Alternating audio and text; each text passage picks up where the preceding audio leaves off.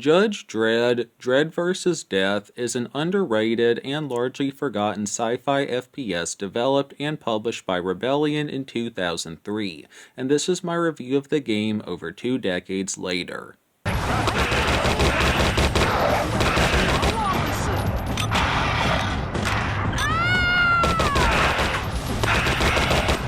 Starting things off strong, I would like to say that I have no real negatives with this game, and the closest thing to a gripe I have is that this game sadly doesn't have controller support, and I'm simply not very good with a keyboard and mouse. Now of course, I don't hold the lack of controller support against the game, but it would have been nice, as again, I'm not great with the mouse and keyboard.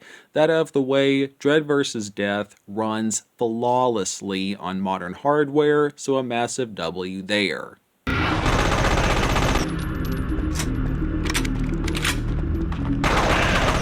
Getting into gameplay, Judge Dredd is a pretty creative title in many ways. Take combat for example. The guns in this game all felt really unique. Even the basic LMG and the pump-action shotguns felt special. But for other guns, like the laser pistol, the grenade launcher, sniper, and your default pistol, well, they all felt one of a kind, especially your standard issue pistol. It has a pretty distinct look, and it's very interesting in that it holds several different ammo types for different situations. You have basic bullets, armor-piercing rounds, fire bullets, which felt underpowered, but they were still cool, ricochet bullets, heat-seeking rounds, mini grenades, and I believe that was it, although I wish there were stun rounds, and I will explain why in a bit. But my point is, your primary weapon was a pretty unique gun.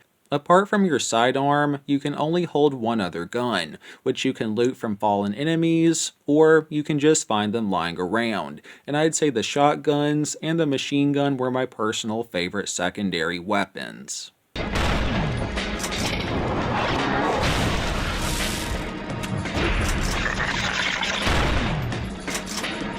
As for why I kinda wish this game offered stun ammo, Judge Dredd had a very unique mechanic in which you need to try and arrest human enemies whenever possible, and unaliving them should only be a last resort if you cannot arrest them.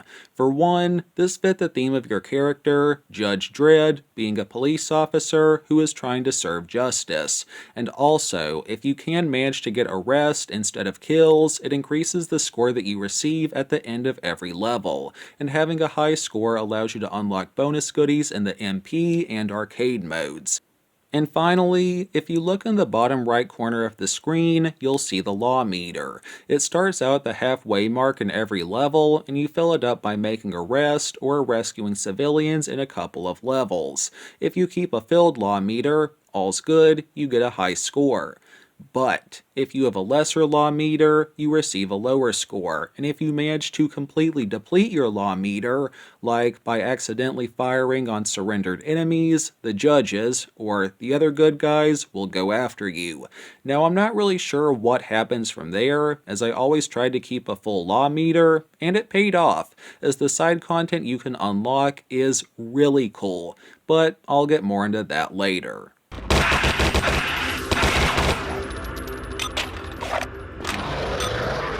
Now I did have one slight issue with the controls for making arrest, as you press E to tell someone to surrender, and on several occasions I would accidentally press R, or reload, mid-fight instead of E.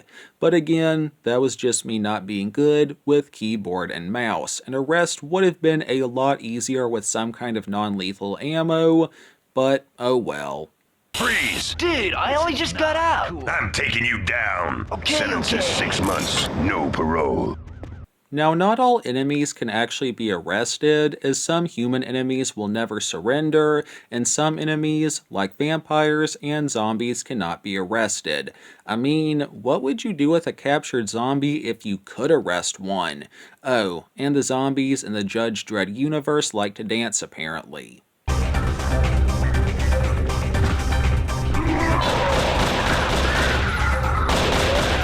Anyways, getting a bit more into enemies and their weapons, human opponents would usually be armed with guns and occasionally with handheld explosives. Now, enemies with laser guns were extra dangerous, as while this game has an armor system similar to Halo, laser weapons shoot right through your armor, which made things a little bit challenging at times. For non-human opponents, the main story had zombies, like I said, and vampires, both of which do melee attacks.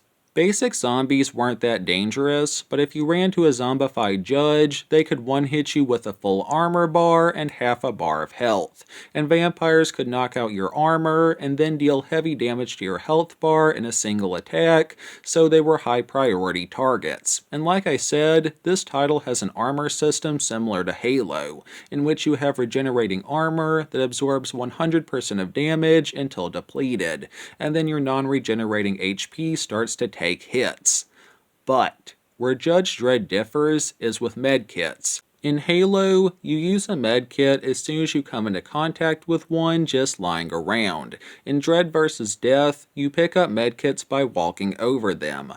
But you cannot manually use them, and they're automatically applied as soon as your health reaches 0, and they refill a full bar of health. You can hold a maximum of 3, but they can be really scarce on some missions, and there were a few levels in which I would barely scrape by, and finish with maybe 5 HP, as again, medkits could be really hard to come by. I remember in a couple sections where my vitality was critically low and I would be slowly creeping around corners and saving every half minute, and this made me think of the D-Day level in Medal of Honor Allied Assault, in which I'd have to save every 10 seconds while I slowly crept around with 2 HP.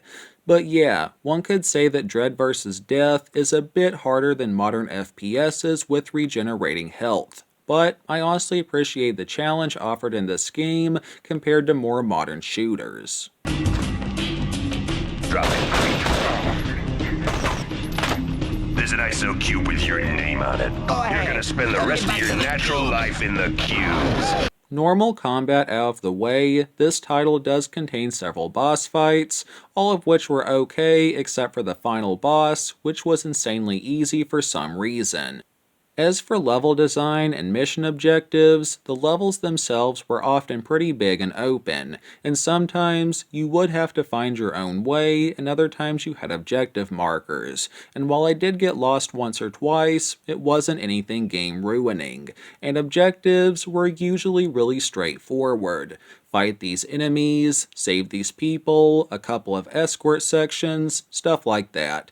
As for this game's story, it was alright, nothing to write home about, but it was decent. Down, now! Copy that, Control. You're going away for keeps. And I'd say that wraps up everything with the campaign. It wasn't too long, and it was really enjoyable. For the other game modes, there is local multiplayer that you can play with bots, and it's actually really fun. Of course, this game did have online MP at one point, but I believe it was impacted by the GameSpy shutdown, so no online battles sadly. And finally, there was the arcade mode. Or modes, I should say. The arcade mode has several game types to choose from, like one where you have to protect civilians, another where you battle 40 small robots, or one where you have to survive for 5 minutes against a gang. While I wouldn't buy this title for the side modes, they were really nice and helped to add in some extra value to this game. Graphically, Judge Dredd looks good, and the VAs, sound effects, and OST were all great. Plus, the Zoom platform version of this game comes with an MP3 download of the soundtrack, which is one reason to choose Zoom over Steam here. You're gonna spend the rest of your natural life in the cubes. I bow not to you, lawless one. I think the last things to mention is that this title has some decent horror elements tossed in every now and then, And also, this game was sponsored by Red Bull apparently, and 20 plus years later, the marketing still works, as seeing the Red Bull product placement kinda got me thinking about the drinks, so I went out and bought one. I still say that they're overpriced and Monster is better, but I did cave and purchase a small can. And, yeah, Judge Dredd, Dredd vs. Death, a really solid game that blew my somewhat low expectations, and I give this title a 8.9 out of 10 by my grade scale. I highly recommend anyone buying this game if you're into first-person shooters. I personally got this DRM free on Zoom Platform's Christmas sale for less than $2, but it is well worth its normal price of $6.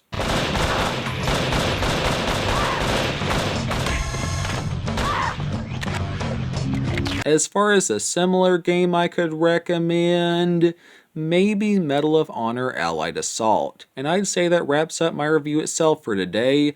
I can't help but wonder why Rebellion hasn't really touched this franchise in so long as far as another game goes. I did read that this game got really bad reviews at launch by outlets, but it has a pretty good user review from what I could tell. I also read somewhere that Rebellion is working on a Judge Dredd movie. After beating this game, that does kinda sound interesting, and I might have to check it out if it ever materializes.